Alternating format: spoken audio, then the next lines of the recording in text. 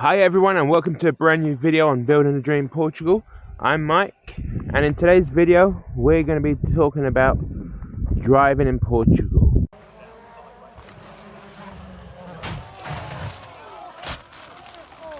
I mean, if you're going to buy a property here in Portugal, then you're going to be driving around. It's pretty much guaranteed. So what's it actually like driving in Portugal? Well, from living in the UK to now being in Portugal, it is totally 100% completely different. I mean, fair enough, city driving is pretty much the same if you're driving here in Lisbon to a city like in London. You can expect there to be congestion and stuff like that. However, the biggest difference is getting from A to B, how much quicker it is over here compared to in London. But do you actually need a car in Portugal to get around? Well, yes and no. If you live in one of the cities, for example, like Porto or Lisbon, then you don't. The public transport is fantastic. You can get to A to B and to C with no problem at all. However, if you move to a rural location in small villages and stuff like that, then yeah, you will definitely need a car. So how much does it actually cost to buy a car in Portugal if you wanted to buy a car in Portugal? Well, let's find out. So let's actually compare car prices between the UK and Portugal and see if there's a difference. So for this, we're using two websites. We're going to be using OLX in Portugal and Auto Trader in the UK. Now, to speed things up, I've already put in the vehicle I'm looking for, which is a Ford S-Max. There and there. Well, I've also put in the mileage to make it a fair comparison. So we're going for 100,000 kilometers, which is 62,000 miles. So on OLX, I'm going to do, let's look for the cheapest vehicle. Cheapest vehicle on Auto Trader. Let's pick one here in Portugal. Okay, let's go for this one. Ford S-Max 1.8. I can even translate it into English, but we'll leave it in Portuguese. Ford S-Max 1.8 TDC. Titanium trim. From 2009, mileage just under 100,000. Let's have a look at this one. Mileage 57,000 miles. 2 litre, more powerful engine. Okay, so worse trim. But this one is 5,495, and that's 11,000 euros. So how much would that be in the UK? Now we're going to use XE for currency conversions. Let's do 11,000. So 11,000 euros would be 9,625 pounds. Now that's £4,000 more than what this one here is in the UK. Yep, there you go. Let's see what else there is. 2008. So this one. Okay, it's more recent. 2012 versus 2009. But it's still less than £9,600. And the mileage is 59,000. So again, just under 100,000 kilometers. So let's check out another vehicle. I think I'll do a BMW 3 Series next. All right, let's just skip to it. I'm not going to do the searching. I'll bring it up when I got the results. Okay, so we're back with a BMW 3 Series Touring model, or Estate as it's known, over here in the UK. From 2015, 100,000 kilometers. It's a diesel. Right, let's compare it to the UK. So diesel, automatic, petrol, manual, diesel. So I guess this one, 45,000 miles, the 318D. Yep, so pretty much this one here. And now let's see how much it is. Oh, €20,500 is £17,924.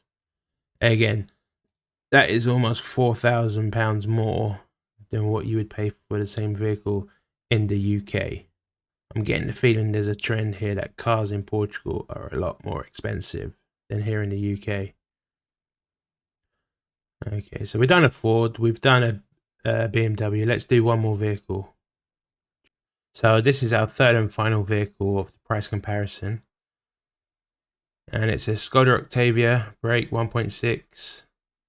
And it's €18,990, which is in pounds 16,634.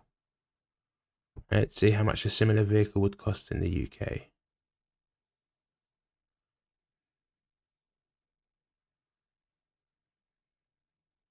So already off the bat, you got this one here, 13,799, which is cheaper than that one. Also, this one's another 1.6 Skoda Octavia, and it is cheaper again. Keep going down, looking. 1.4, 1.4. This one's a 2-litre engine, and it's 13,449. All cheaper than 16,635. So I think it's fair to say that vehicles in Portugal cost a lot more than vehicles in the UK. So just be mindful of that when you're going to Portugal and you're looking to buy a vehicle. However, saying that, car insurance is a lot cheaper than what it would be here in the UK. Now, you've also got the option of taking your own vehicle and registering it over there. However, that opens up a whole new can of worms, and we're not going to go into that in this video. And more often than not, it's just not worth doing it because they'll hit you with all manner of different kinds of taxes and import costs, etc., etc., etc. That for the hassle and the cost, it's just not worth it. What's it like driving in Portugal? Well, I have a new camera. You can do time lapses, so I thought, why not record some time lapse of driving around? So I did. I've recorded several time lapses, different roads, motorways, cities, rural roads, A roads, and what you would call dual carriageways and stuff. Just to give an overall opinion and to show what it's actually like here. But before we get into the videos of the time lapse, just some observations. Observation 1 is that the on ramp and off ramp onto a motorway over here is really, really short compared to the UK. I mean, how it goes is it's easy. Usually a sharp turn, then onto the on ramp and then motorway, or onto the short off ramp and then sharp turn back off the motorway, if that makes sense, like that. And you'll notice the differences between here and the UK. It is much shorter here. Observation number 2 from driving in Portugal is that the Portuguese, they just do whatever they want on motorways, no, on roundabouts. They do not follow the roundabout rules as set out in other countries like the UK, for example. It's completely different. And whenever you approach a busy roundabout over here, just take it easy and be observant of everyone on it, because most of the times they don't indicate and they just cut you up and stuff on roundabouts here. It's like, they should spend more time in educating drivers on how to use roundabouts correctly, I would have thought, because it is actually a nightmare and quite hazardous, if I'm being honest. So, to everyone out there, if you're driving out in Portugal, just be warned about the motorways. Motorways? I keep saying motorways for some reason. Just be warned about the roundabouts over here, that the Portuguese, they just do whatever they want on roundabouts, pretty much. Observation number 3 is stop signs. So you'll see loads of stop signs whilst driving around and stuff like that. And what you'll find is that when you hit the stop sign and you stop, the stop signs are not where they should be. For example, I mean, the stop signs are always pretty much 5 to 10 meters before they should actually be, if that makes sense. Because what usually happens is you'll get to the stop sign, you'll stop, but then you still have to edge forward before you can see any traffic because of where they're placed. It's just crazy. So just be aware of that one as well. Observation number 4 is that this one really applies to driving out in the rural locations and stuff like that. So some areas will have speed bumps like that, just to traffic calming measures, and other places have sensor controlled traffic lights, and they just go to red if you go over 50 kilometers an hour. However, some of them will go to red even if you're driving around 45 kilometers an hour, even though the speed limit is 50. And all of a sudden you're driving along, the sensor will trigger, and the traffic light in the distance will go red, and you stop. And by the time you stop at the traffic light, it will just go green again, so then you can go. It's more of an annoyance than anything else, but you understand why they do it. However, it's a case of the speed limit is 50 and you're driving below 50 and they still go off. So that's another annoyance over here as well.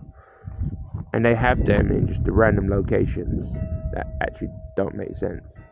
And you'll see the road marking, the traffic light, and then the road marking will be down on the ground. And it's like, what?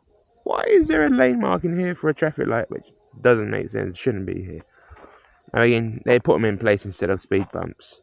So just be mindful of that. Observation number 5 is sun glare.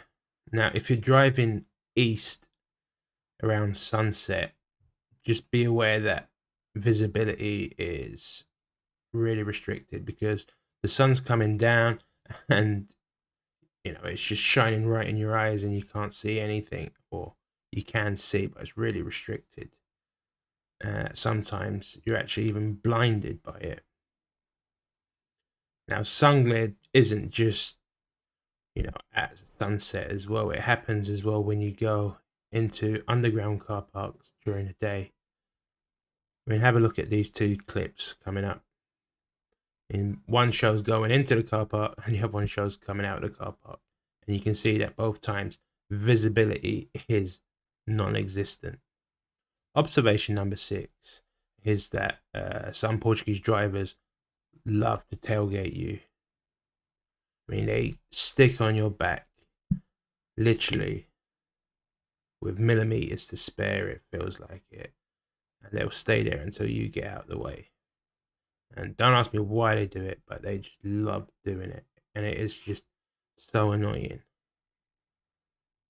It's not only annoying, it's just a safety risk, because if something happens in front of you, especially on the country roads like that, and you brake, they're going straight into the back of you.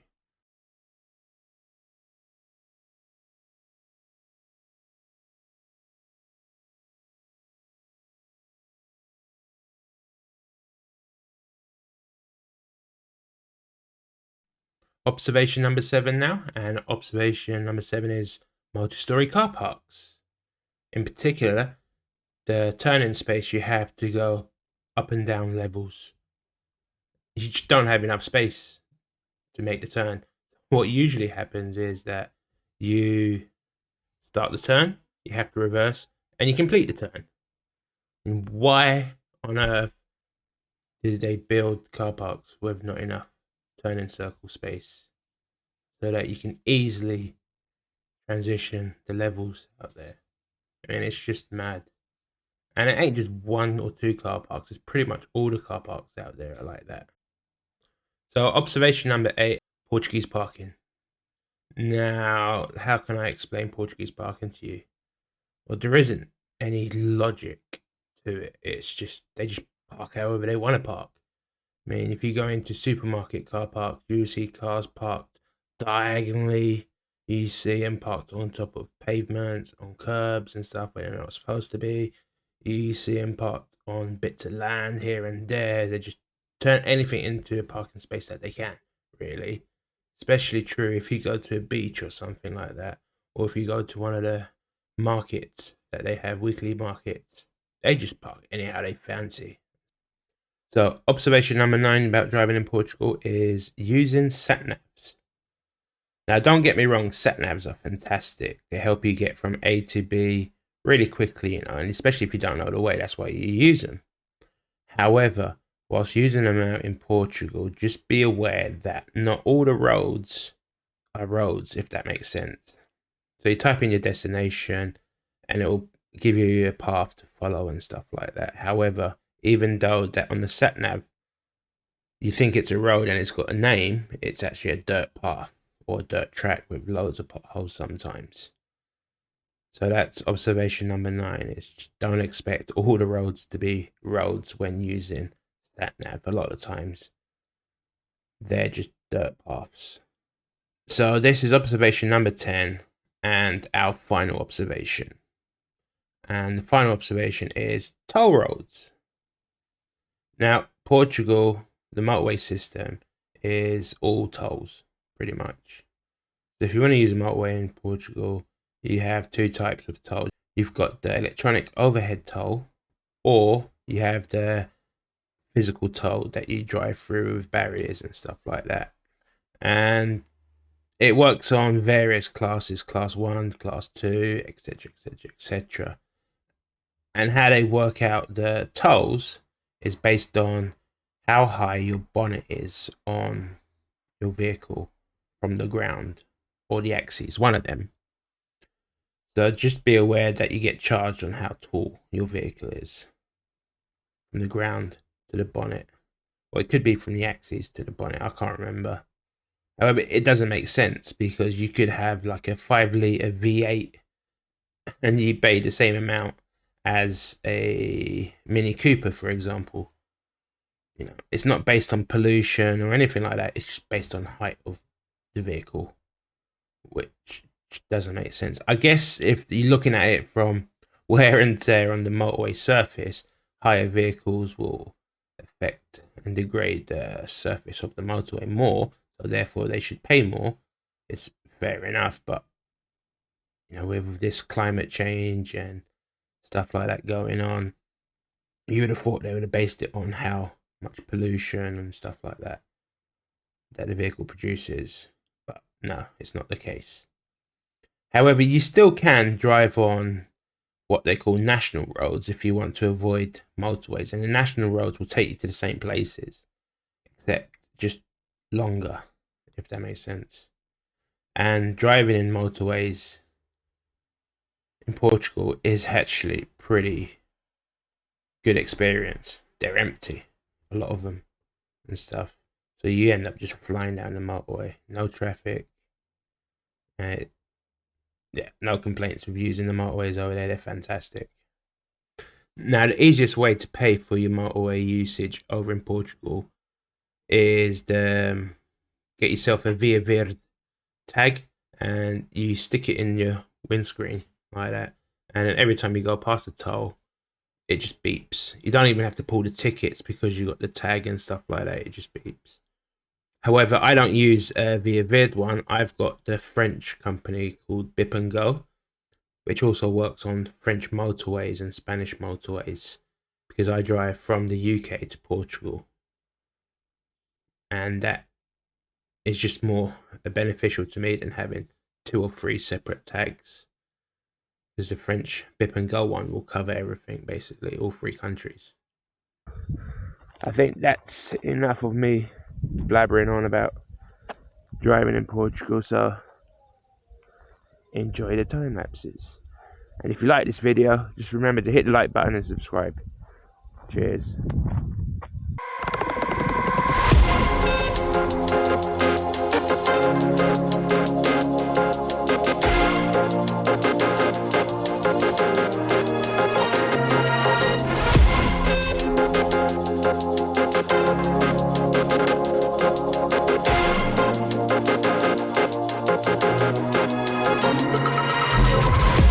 Rolling, I like it like this. Not rocket science, cause I'm a whiz kid. It's fire, fire. Fires of the galaxy up in this. I'll be rolling like you like this. Not rocket science, cause I'm a whiz kid. Fire. On the night out, I'm on the high cloud. Shooting stars at the crowd, I'm the sun's out. I'll be rolling, I like it like this. Not rocket science, cause I'm a whiz kid. It's fire, fire. Fires of the galaxy up in this. I'll be rolling like this. Not rocket science, cause I'm a whiz kid. It's fire, fire. I'm just a dog in your yeah, yeah, yeah. Ooh, la, la, yeah, yeah.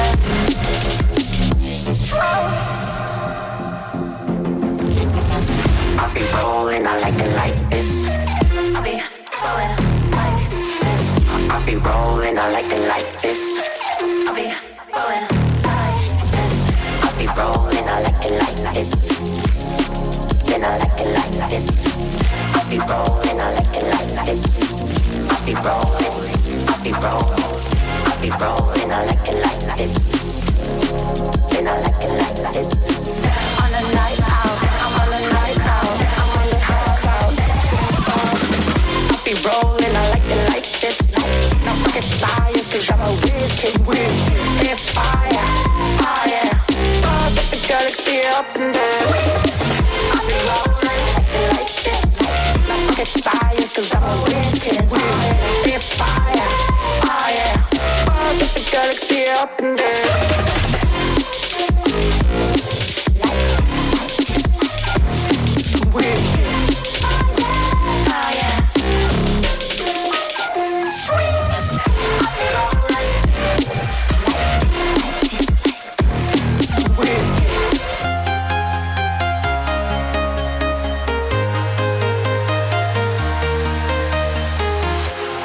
Walking alone, the streets are empty. The only thing I can see is my own silhouette. I'm getting stronger, step by step. The clock is ticking, but there's no time for regrets. I've been flying from town to town, from London to Taiwan. I've been all around the globe, trying to protect your soul. We are heroes tonight.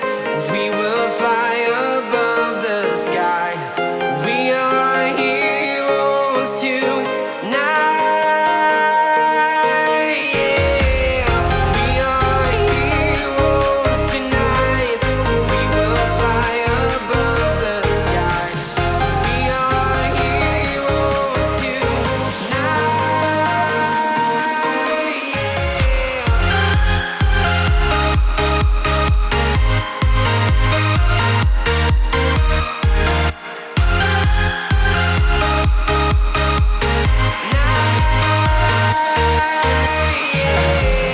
Feel like a dynamite, ready to explode right up in the sky.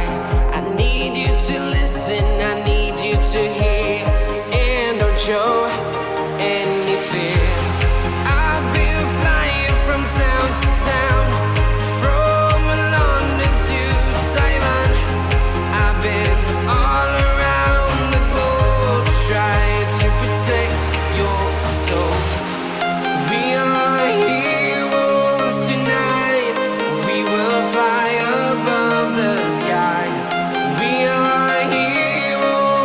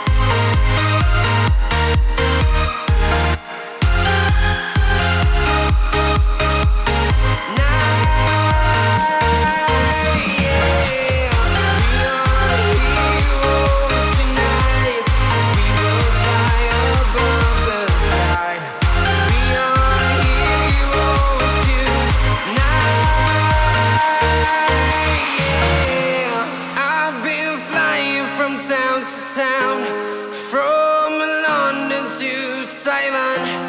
I've been all around the globe trying to protect your soul.